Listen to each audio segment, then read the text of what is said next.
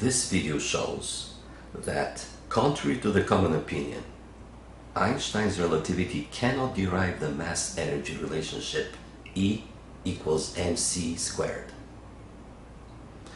That failure is a direct consequence of the failure whereby the author obviously thinks, quite incorrectly, that he has derived a new law of motion when a constant force is applied to a system already moving uniformly and rectilinearly, that is, at a constant velocity, in a stationary system.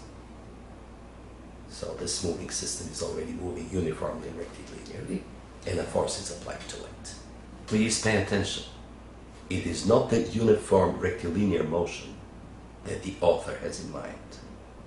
It is the law of motion after the constant force is applied to the uniformly rectilinearly moving system that is of concern to the author.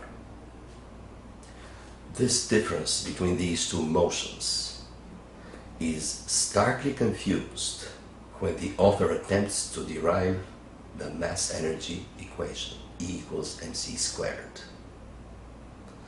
We'll talk about this confusion in a moment. So again, we have a system in a uniform rectilinear motion, and this system may remain in this state of motion indefinitely. That's on the one hand. However, if at a given moment of that uniform rectilinear motion a constant force is applied to that body finds itself in a different state of motion from that moment on. Further, uniform rectilinear motion is akin to rest. A system in such motion experiences no acceleration, and therefore it is an inertial system. An inertial system allows the application of the first postulate, or the so-called principle of relativity, to it. Therefore, it would have been enough for Einstein to apply just the first postulate to the first set of equations in part 10 of his 1905 paper to represent them in the moving system, and vice versa. However, then, a purely trivial solution would have been the result, and there would have been no discovery at all, as is really the case.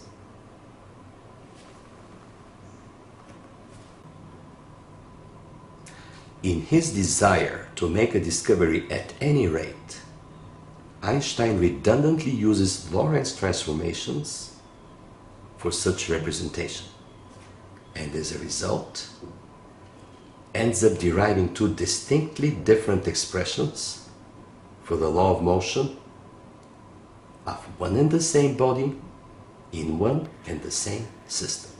It's an indisputable absolute truth that a body in the stationary system cannot obey at the same time two completely different laws of motion, and therefore Einstein's relativity fails fatally right at this point, prior to any further attempts to justify it, experimentally or otherwise. Therefore, as already said, it is out of the question to suggest, as the media excessively submits, that Einstein's relativity derives mass-energy equation E equals mc², because the theory itself is invalid to begin with. Just out of curiosity, it will be shown now that the derivation of E equals mc² fails also on a purely formal basis, due to the already mentioned confusion between the two kinds of motion. The minute Einstein saw that Lorentz transformations give a different result than the principle of relativity gave, he should have abandoned the whole idea of this kind of relativity. As already said, it's an absolute truth that one single body in one single system cannot obey two different laws of motion at the same time, as Einstein relativity derives. Deriving such conflicting result invalidates altogether the whole theory. Einstein, however, ignores that fatal discrepancy and goes right ahead and uses the Lorentz transformed result, leaving the reader with the impression that he has derived mass-energy relationship. He hasn't. And the only thing he has achieved is to confuse two unmistakably different velocities, taking them as if they were the same velocity, and then solving an integral under such incorrect premise. The author reorders the Lorentz transformed x-axis component of the law, shown on page 918 of his 1905 paper, and then rewrites it in the following way. Now see that Lorentz transformed x-axis component, shown again here in the upper right corner. Henceforth, out of respect to Einstein, we will keep using his own notation. Also, using the notation in the original 1905 paper seems methodologically less confusing. Thus, mass is denoted by mu instead of m, and the speed of light is denoted by capital V instead of c. It is immediately seen that this is an expression for the x-axis component of Newton's second law. Although it's trivial, it may probably help in this analysis to be reminded that when the force F sub x is constant, then the acceleration A, this force F sub x, imparts on the free body, that is the second derivative of x over t, is also constant. However, the velocity of the force F sub x induces on the body is not constant. It increases. And application of a constant force to a free body gives rise to accelerated motion. Multiplying this force by the infinitesimal displacement dx gives infinitesimal work, which has the same units as energy.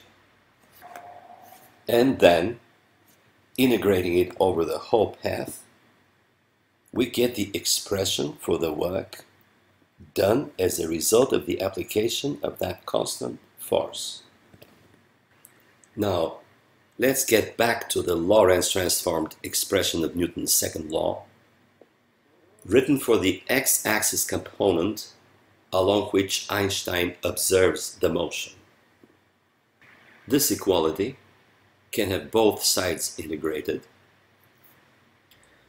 Then we substitute the second derivative of x over t by its equivalent first derivative of velocity induced by the constant force over t.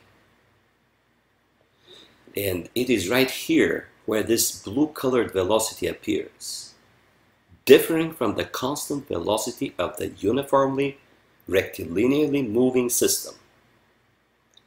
This blue-colored velocity here has nothing to do with the uniform rectilinear uniform motion. It is not causing it and must not be confused with it, as Einstein does. But this can also be written as shown, and that newly formed dx dt also has the meaning of blue-colored velocity. And after slight reordering, exchanging the places of v and dv, we finally get the equation for the energy W shown in the paper. So now we know where the integral in the last part of Einstein's 1905 paper comes from. This is the integral which purportedly is equal to the mass-energy equation. And there's an obvious typo corrected too.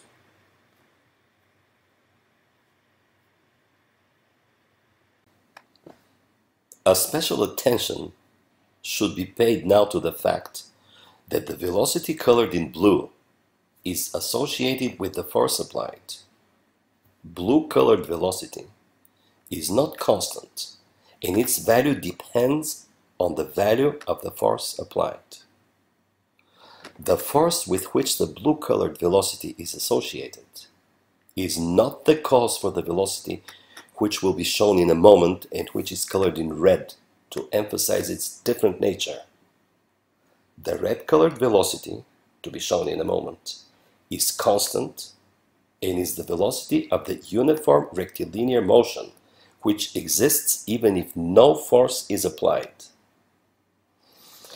We will now focus on the integral after the second equality. And we'll present coefficient beta explicitly. Now again, it cannot be repeated too many times that the velocity colored in blue is associated with the force applied. It refers to the increasing velocity under the action of the force of the electron with respect to a given system. Blue-colored velocity is not constant, and its value depends on the value of the force applied.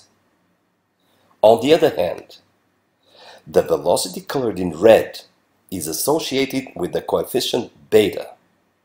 It is the constant velocity the moving system travels with respect to the stationary system.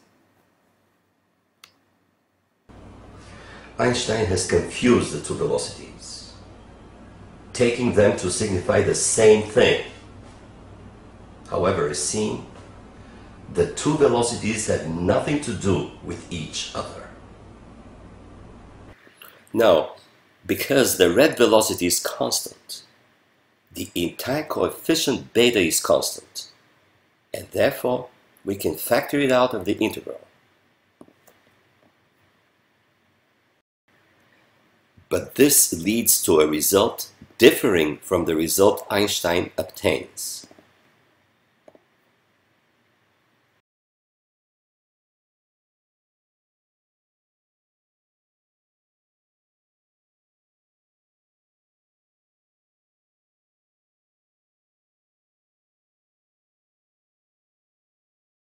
Which is a wrong formula for the kinetic energy in the stationary system, and is not at all the formula well known prior to Einstein of the mass-energy relationship, which the paper wrongly claims to have derived.